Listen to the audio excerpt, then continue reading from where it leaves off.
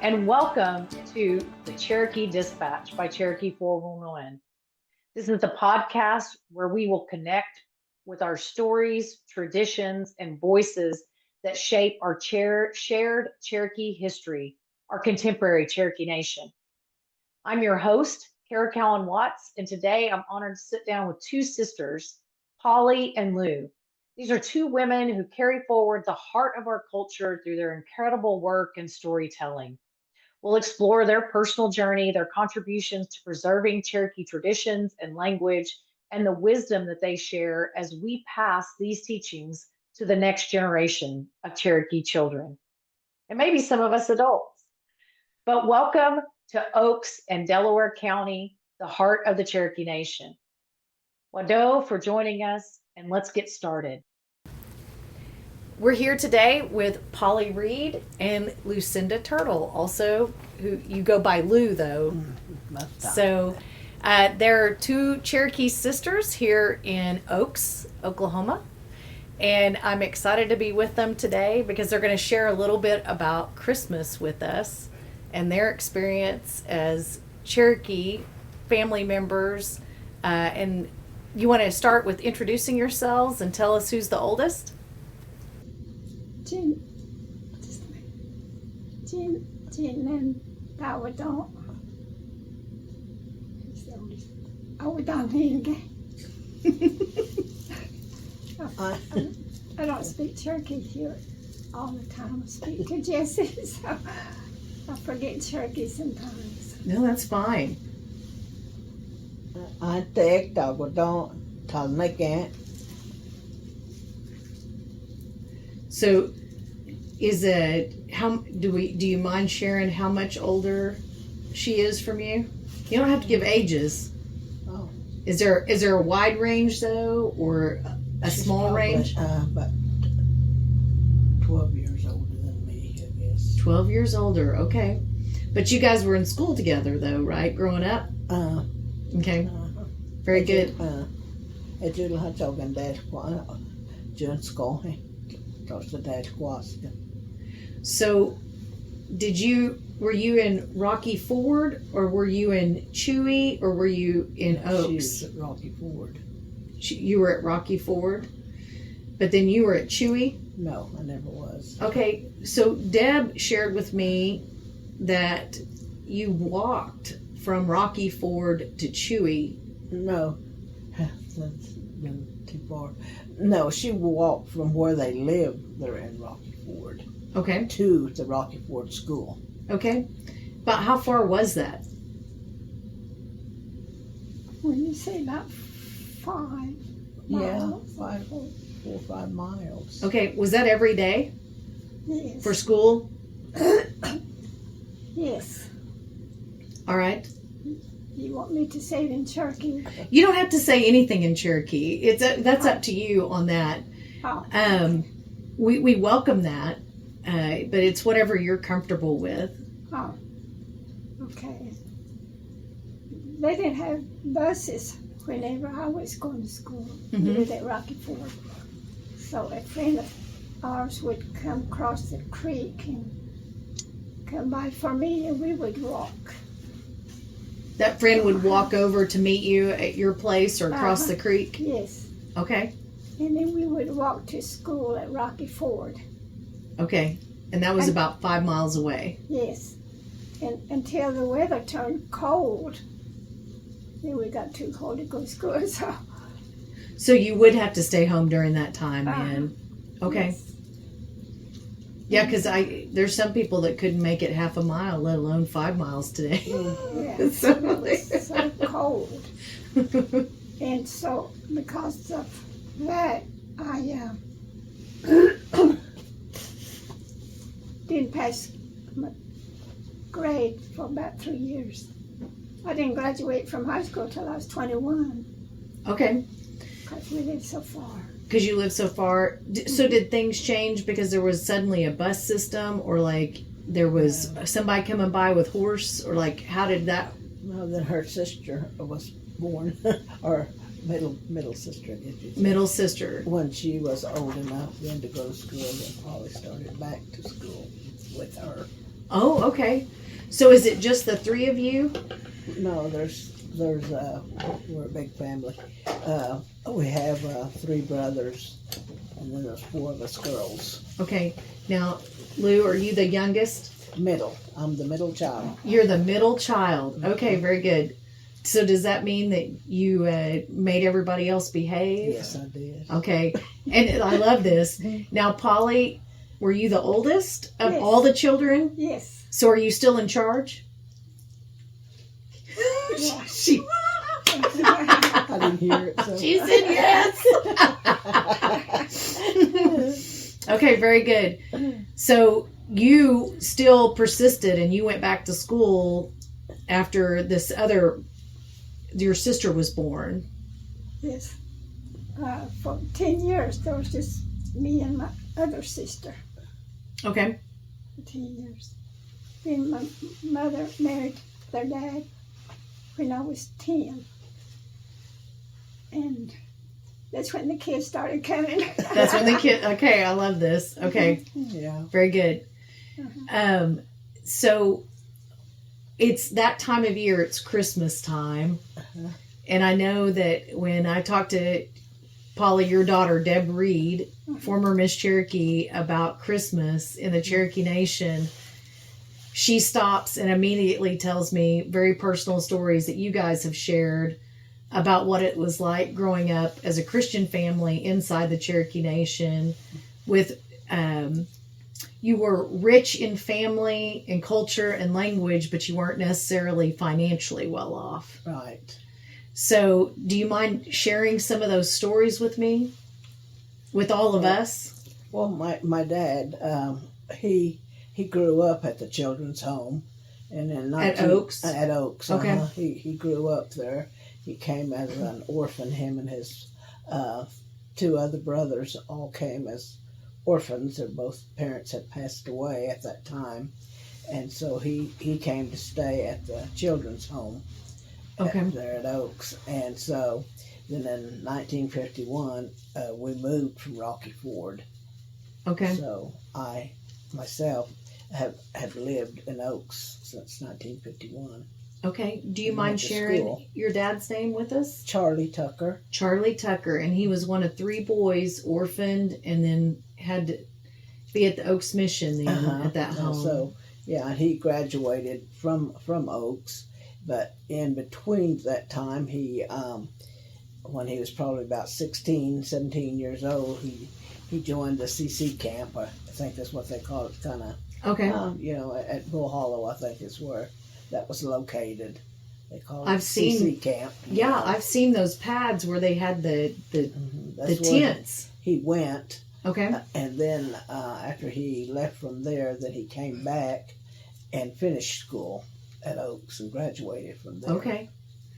So, And what was interesting to me is his first grade teacher was also all of us, except Polly and Sally. But from Junior, my oldest brother, we all had the same teacher that my dad had when he was a little boy. that's pretty awesome. So, I mean, I Yes, think that's probably typical of those smaller schools back then, wasn't it? Uh-huh. So, like, on a side note, do you mind sharing how your parents met? Like how your dad met your mom? Because you didn't have transportation, right? No, they just met there in Rocky Ford because my mom always pointed this tree out down there. She said she always called it sparking. Like Dayton, it was sparking. I love You know, this. what's that? And him and his brother both, they married. Well, they weren't sisters, but they were relatives. Okay. They're in Rocky Ford, so the 2 brothers married my mom and her cousin, and so And your mom's a foreman, is that right? yes, Okay. yeah, Very good. Okay, so they met. They were sparking. yes, Okay. And then we have more brothers and sisters, or we have brothers and sisters now for Polly. So there's more people she can be in charge of, right? yes, Okay, so you come to Christmas, you don't have transportation. I mean, we assume so much today, right? yes. So there's no horse, There's no horse and carriage. There's no car. No. This is all on It foot. was, gosh, I don't know how many years later, even living there in Oaks, that parents didn't have a car. You know, we just depended on people to take them. I guess they went, you know, when they had to go to town or whatever, because the grocery store was right there in Oaks. Okay. So that's where they got all the groceries that needed, or even or like our shoes and things like that. The store had those kind of things. So if we needed anything like that, then the mom and dad just bought it from the local store there in Oaks. Okay. And so, but then, you know, they really had to go to town or something. The preachers or the pastors that would come to the Oaks would take them, you know, would give them transportation to go if they had to go to town. So did they ever own a vehicle? Not till much, gosh, I don't know. It's probably, I would say, probably not till in the 60s sometimes, or maybe a little before that, but I'd say in the 60s before they actually owned a vehicle. Okay. So I'm going to guess, like my dad, were you both born at home? No. Okay. No. I was born in Tahlequah, and Polly was born in Glenmore. At the Indian Hospital. So how would your mom have gotten? Whoever, you know, like I said, the preachers, they actually, when the preachers lived just right next door to us, they were in Oaks. So, you know, someone like that would always take them, you know, like that to the doctor. Talk about powerful community. That's community at work, right? Yes. Uh-huh. Mm-hmm. Yeah. So, do you mind sharing about like what was Christmas like? What did you look forward to? Really, really good. I mean, we didn't receive a lot or anything, but I think for me personally, I said it was just so exciting. I said to even get just apples and oranges. Subscribe and, now. Mixed nuts and things that, you know, that they could afford. And I mean, they'd get us, maybe we got maybe one or two little toys, you know, dolls. Because to this day, I still own a little doll that I got probably when I was 7 years old that I have kept. And so I still own that little doll. And she was probably just, probably not a very big doll either, just very small. What's the name of your doll? I never gave her a name. Never gave her a name. No, that's okay. She was just a doll, you know, that I had. My sister and I we both got same kind of little dolls. They were just little rubber dolls and had long reddish looking hair. They were in a ponytail, so they looked just exactly alike. So my little sister, she cut the bangs of hers, so it did look like mine, you know. So I said, it was just types of toys like that. And the boys got, you know, cars, whatever. And it was much later in years that we actually even received like bicycles, or the boys did, the girls didn't. The girls never, I don't think we even owned a bicycle.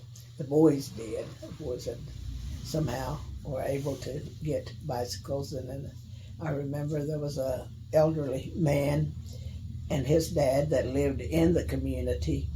His name was Otis Rusk, and his dad, John, I remember him. He was the first one that just brought a huge box one year, and I don't think it was for Christmas. He just brought a box full of toys that he had gotten somewhere. Someone had given them to him, and I said we had never seen so many toys in our life, you know. So we just had all kinds of toys, you know, for us. Now I don't know what their Christmas was like. I don't know what Polly's Christmas was like. Well, like Sally and I were just the two of us for 10 years. At Christmas time, we had socks, you know.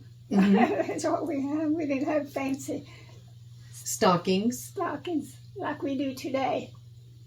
So that's the way I remember it. We got apples and oranges too.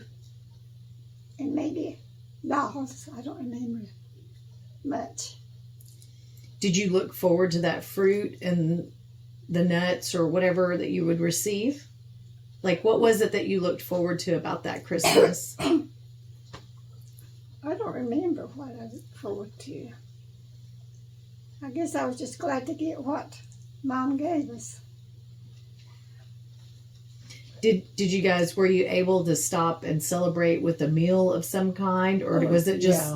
Yeah, they always had like chickens. They raised chickens and everything. So I said, I mean, that's what Mom always fixed something like that for dinner. And I said, and every year, my dad, when we were big enough to go with him, my dad would take us out into the woods to go look for a tree. So we always had a live tree. Always had live tree growing up.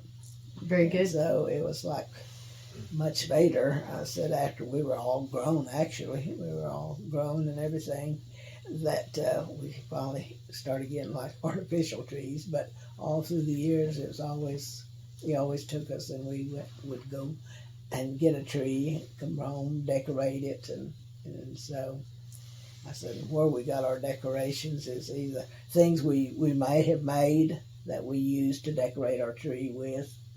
And so I said, those were, to me, were the happiest time. I said, because we'd get up just as early as we could, like we were going to get a bunch of presents, knowing that there wasn't really going to be, but we were really totally satisfied with what we got. I mean, because nobody else there in Oaks either had anything more than what we did. So, it wasn't like we were competing to think we were going to get more, but we were just always happy. To me, I said, those were my happiest childhood years that I had. I said, I can't say I ever felt bad that we didn't have things, because no one else did either, in the community. Yes. So we were just always so excited for what we got, and always a meal on the table, I never felt like I ever didn't go without a meal. I said, there was always a meal on the table for us growing up. But then when we got, when we started to school, then the school had a program. They would have a Christmas program at school, and the school always gave us a sack of candy, So then that took care of our candy, that we didn't receive at home.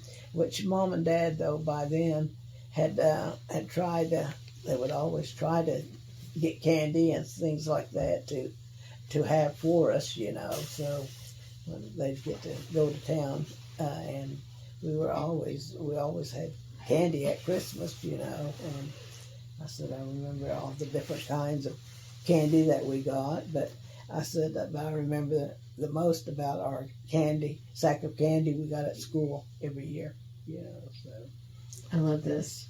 Do you remember like what your favorite ornament was by chance, or how you made it? No, not really. I mean, it was just like chains we made, we'd make chains from construction paper or whatever kind of paper we may have had, that we used to decorate our trees with. And where we got the balls to put on there, it seemed like they were just always there. I don't know where they came from. We just always had them. And I said, and Mom just always put everything up after Christmas, and just would have it for the next year.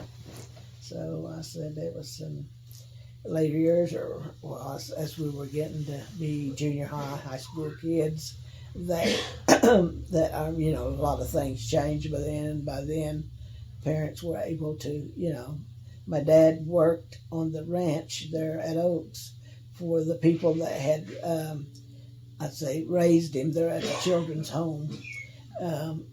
They were, I guess, probably what you'd call the wealthiest people there in the community.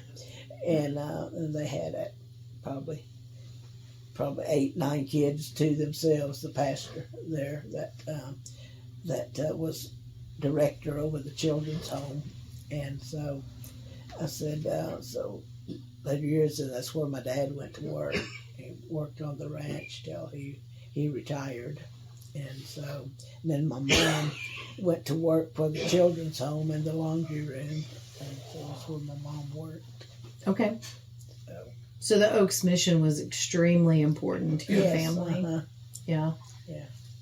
So, what else would you like, if there was a message that you would give to other Cherokees about Christmas and the Christmas season or the holidays with their family or for them personally, what would you share with them as Cherokee women?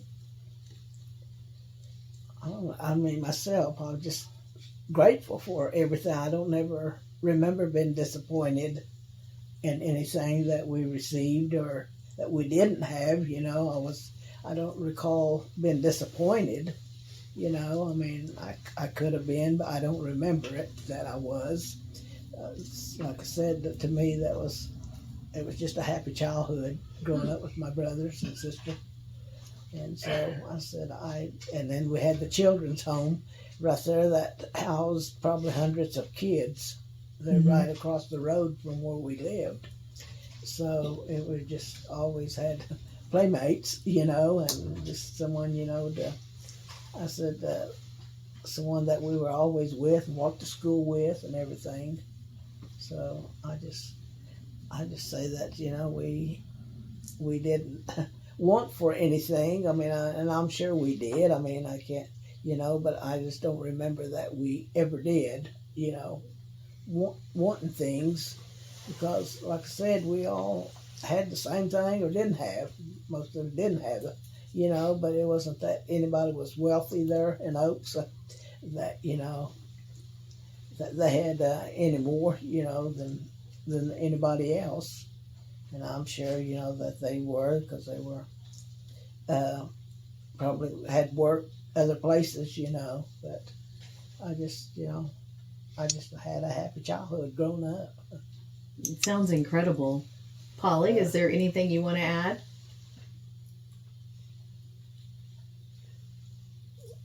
I don't know. Is there anything you want to add about Christmas? Well, we always had Christmas programs. I remember going to school at Rocky Ford, and there were two ladies who would come over there and give us Bible study.